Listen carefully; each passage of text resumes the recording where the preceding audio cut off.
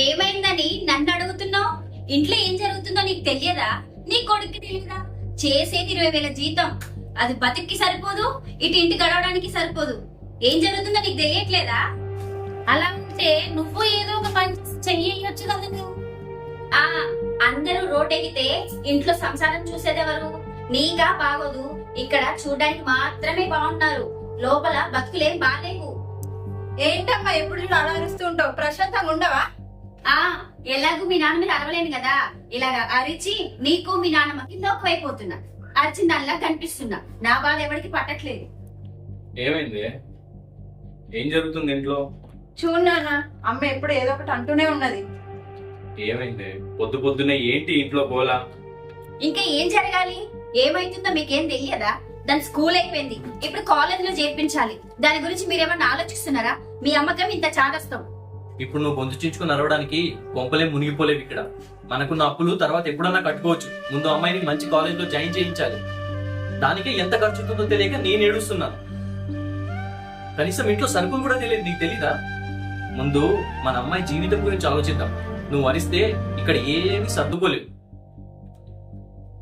ఒరే నాన్న, ఇంట్లో పరిస్థితులు ఎలా ఉన్నా పర్లేదు, నా కళ్ళు సరిగ్గా కనపడి చావట్లేదురా, కళ్ళజోడు కొనిపి.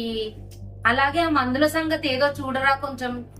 ఇప్పుడు ఆ కళ్ళజోడుతో మీరు లోకాన్ని చూసి వెలగబెట్టేది ఏం లేదులే గాని మీరు అలా ఉండండి. ఏం మాట్లాడుతున్నావే? పిచ్చా నీకు? నాన్న, ప్రతిసారి మీరు నా కోసం ఇలా ఇంట్లో గొడవ పడకండి. నేనే చదువు మానేస్తా, ఏదైనా పని చేస్తే మీకు డబ్బులు తీసుకొచ్చి ఇస్తా. అంతేగాని నా కోసం మీరు ఇలా ప్రతిసారి గొడవ పడకండి. ఏంటమ్మా అలా మాట్లాడుతున్నావు? నువ్వు పనిచేయడానికి నేను ఇంతలా కష్టపడి నేను చదివించింది. ఇంట్లో ఒక పూట తిండికి లేకపోయినా మా కడుపులు మార్చుకోనే కదా నేను చదివించింది. ఈ రోజు ఇంట్లో వీళ్ళతోటి ఇన్నిసార్లు మాటలు పడాల్సి వస్తుంది. కానీ నేను అన్ని మాటలు అంటే భరించలేకపోతున్నాను నాన్న. ఏం చేద్దామమ్మా, మనమేమో మిడిల్ క్లాస్ బతుకులు, ఉన్న దాంట్లోనే సర్దుకొని బతకాలి. మన లాంటి వాళ్ళకి ఆశలకు కూడా హద్దులు పెట్టుకోవాల్సి వస్తుంది. వచ్చే జీతంలో పొదుపుగా వాడుకుంటే గానీ మన లాంటి వాళ్ళకి ఊట గడవదు. అయినా మిడిల్ క్లాస్ బతుకులకి ఇంత పెద్ద పెద్ద చదువులు ఎందుకు నాన్న? ఇలా మధ్యతరగతి బతుకులు మనం బతకద్దనే కదా నేను ఇంతలా చదివించేది. నువ్వు గొప్ప గొప్ప చదువులు చదవాల్సిన అవసరం లేదు. నీ స్తోమతకు మించి పొద్దు గొప్ప చదివినా చాలు. నువ్వు చదివేసి లక్షలు లక్షలు సంపాదించాల్సిన అవసరం లేదమ్మా. నీ కాళ్ళ మీద నువ్వు నిలబడితే చాలు. అలా అయితే దాని పెళ్లి ఎలా చేస్తావు? దాని పెళ్లికి డబ్బులే కదా. నేనైతే ముందే చెప్తున్నా, నా పింఛన్ పైసలు ₹1 కూడా ఇయ్యను చూడు. ఈడ తిండికే దిక్కులేదంటే ఇంకా పెళ్ళంట.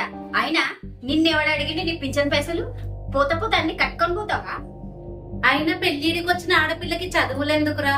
నువ్వు ఇలాగే గారాబం చేస్తే ఎవరినో కొని తీసుకుపోతుంది ఒక రోజు.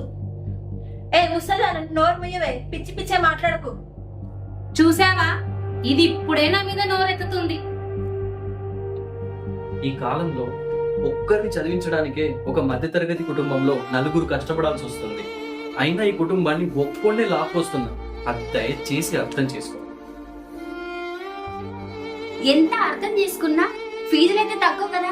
అయినా చేసిందంతా దాని ఫీజులకి తగిలిడితే మనం బ్రతికినట్టే.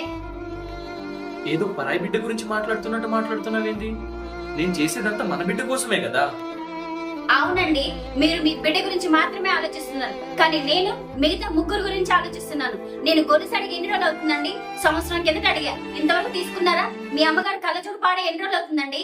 కనీసం కొనిచ్చారా? ఎంతసేపు బిడ్డ బిడ్డేనా? మిగతా ఇంట్లో వాళ్ళ మనుషులు కాదా? రే, నా కళ్ళజోడు రా. నాన్న, నేను చదువు మానేసి పని చేసుకుంటాను. ఇంతకీ నా గొలుసు ఎప్పుడు చేయిస్తున్నారు?